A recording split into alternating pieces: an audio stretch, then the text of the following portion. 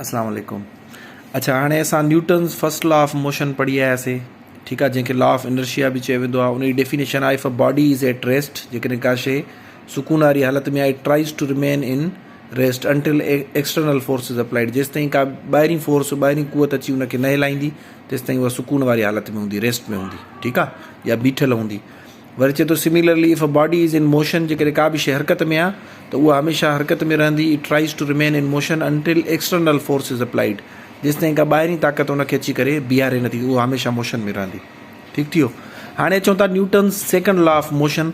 हाणे इहो छा थो चए, एफ मां मुराद हूंदी आहे फोर्स, ठीकु आहे, एफ मां छा मुराद आहे, फोर्स। हाणे हिन जो हिकिड़ो फार्मूलो आहे, उन फार्मूले में तव्हांखे मां सम्झायां थो।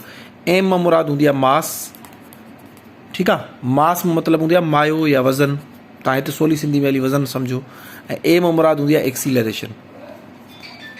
हाणे एक्सीलरेशन मां छा मुराद आहे, तेज़ी, ठीकु आहे। हाणे ॿ शयूं बराबरि आहिनि। चए थो जेकॾहिं कंहिं बि शइ ते तव्हां फोर्स लॻाईंदो, कंहिं वज़न वारी शइ ते, एम मतिलबु मास, वज़न वारी, जंहिं शइ जो मास हुजे, मायो हुजे या वज़न हुजे, उन ते जॾहिं तव्हां फोर्स लॻाईंदो त उनजे अंदरि एक्सीलरेशन पैदा थींदी, तेज़ी।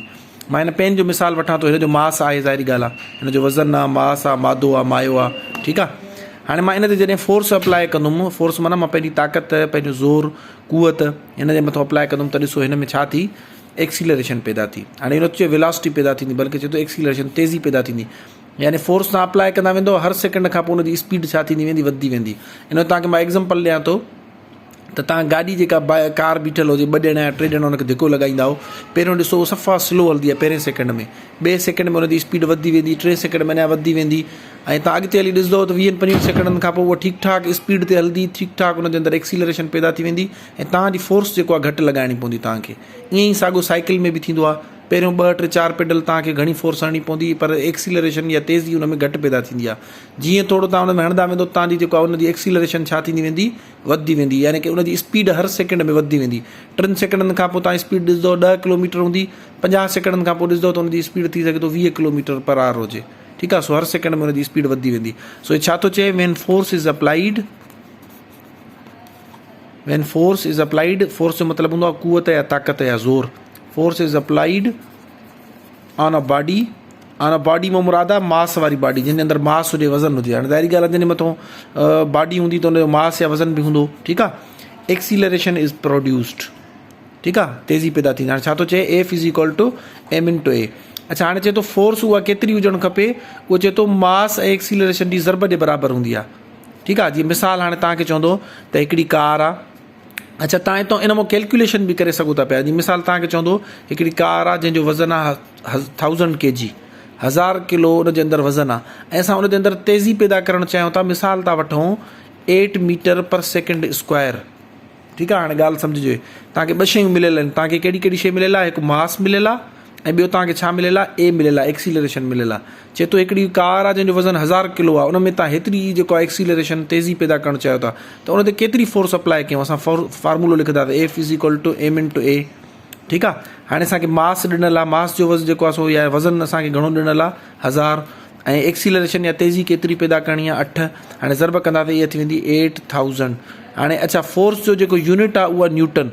जीअं ॾिसो मास जो यूनिट छा आहे, केजी, ठीकु आहे। एक्सीलरेशन जो यूनिट छा आहे, पाण पढ़ी आया आहियूं, मीटर पर सेकेंड स्क्वायर। मीटर पर सेकेंड वेलोसिटी जो आहे या स्पीड जो आहे, मीटर पर सेकेंड स्क्वायर। अहिड़े तरीक़े सां फोर्स जो जेको यूनिट आहे उहा न्यूटन, जंहिंखे पाण एन सां ज़ाहिर कंदा आहियूं, 8000 एन। हाणे इहो छाजे करे एन, छो जो न्यूटन इहो क़ाइदो ॾिनो हुयो, इन करे उन यूनिट जेको आहे सो फोर्स जो या ताक़त जो असां न्यूटन्स में मापींदा आहियूं, ठीकु आहे। त कहिड़ी गाॾी केतिरा जेको आहे सो, या कहिड़ी एक्सीवेटर या कहिड़ी क्रेन केतिरो फोर्स लॻाए थी, उहो असां न्यूटन में 8000 न्यूटन, 5000 न्यूटन, ईअं। हाणे चए थो तव्हांखे 1000 किलो वारी गाॾी में जेकॾहिं हेतिरी स्पीड पैदा करणी आहे, त तव्हांखे 8000 न्यूटन ताक़त जी ज़रूरत पवंदी। तव्हां मिसाल जेको आहे एक्सीवेटर खणी आयो, एक्सीवेटर हूंदा आहिनि जेके खॾा खोटींदा आहिनि, या क्रेन्स हूंदियूं आहिनि जेके छिकींदियूं आहिनि। हाणे उनजी पावर आहे या उनजी फोर्स जेका आहे उहा 5000 न्यूटन आहे, त तव्हां सम्झी वेंदो त इहा इनखे न छिके सघंदी। या ट्रैक्टर आहे, तव्हां खोड़ वठी ईंदो कहिड़ो, जंहिंजी 10,000 12,000 न्यूटन जेका आहे सो पावर हुजे, पोइ तव्हां सम्झी वेंदो त हे हिनखे आराम सां छिके सघे थो पियो। सो हिन टाइप जो तव्हांखे कैलकुलेशन बि ॾेई सघनि था पिया, ऐं तव्हांखे इहो बि चई सघंदा when force is applied on a massive body. Massive जो मतिलबु हूंदो आहे मास वारी। Acceleration is produced, this law is called, हेठों ऑप्शन इक्वेशन हूंदा Newton's first law, second law, third law इहो। या वरी तव्हांखे इहो सिंपल फार्मूलो ॾिनल हूंदो F is equal to M into A, चवंदा इहो कहिड़ो न्यूटन्स जो कहिड़ो लॉ आहे, पहिरियों आहे, ॿियों आहे, टियों आहे। या वरी जीअं मां तव्हांखे हीउ न्यूमेरिक ॾिना, तव्हांखे मास ऐं एक्सीलरेशन मिलियल हूंदी, चवंदा फोर्स ॻोल्हे ॾेखारियो। या वरी हिन जो उपतड़ बि थी सघे थो पियो त तव्हांखे चवंदा जेकॾहिं जेको आहे सो एक्सीलरेशन पैदा करणी आहे, यानी कि ए बि मिलियल हूंदी, ठीकु आहे, अहिड़े तरीक़े सां तव्हांखे एफ बि मिलियल हूंदी।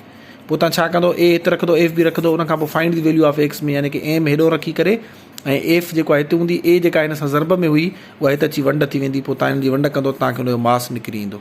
ठीकु आहे, हिन टाइप जो हिकिड़ो एग्ज़ाम्पल न त मां तव्हांखे करे ॾेखारियां थो। ऐं न्यूटन्स सेकेंड लॉ, मुंहिंजी चांहि हिकु त थधी थिए थी, मां चांहि पी वठां, पोइ वरी पाण हिन ते अचूं था। न्यूटन्स फर्स्ट लॉ जेको असां डिस्कस करे आयासीं त का शइ रेस्ट में हूंदी त उहा रेस्ट में रहंदी, का शइ हरकत में हूंदी त उहा हरकत में रहंदी। ठीकु आहे, ॿियो असां पढ़ी आयासीं त जेकॾहिं कंहिं बि मास जे मथां, कंहिं बॉडी जे मथां असां फोर्स अप्लाई कंदासीं त एक्सीलरेशन हुन में पैदा थींदी, ऐं उहा फोर्स केतिरी हूंदी आहे, उहा मास ऐं एक्सीलरेशन जी ज़रब जे बराबरि हूंदी आहे। उनखे हिन फार्मूले जी सूरत में F is equal to M into A जेको आहे सो ज़ाहिर कयो आहे।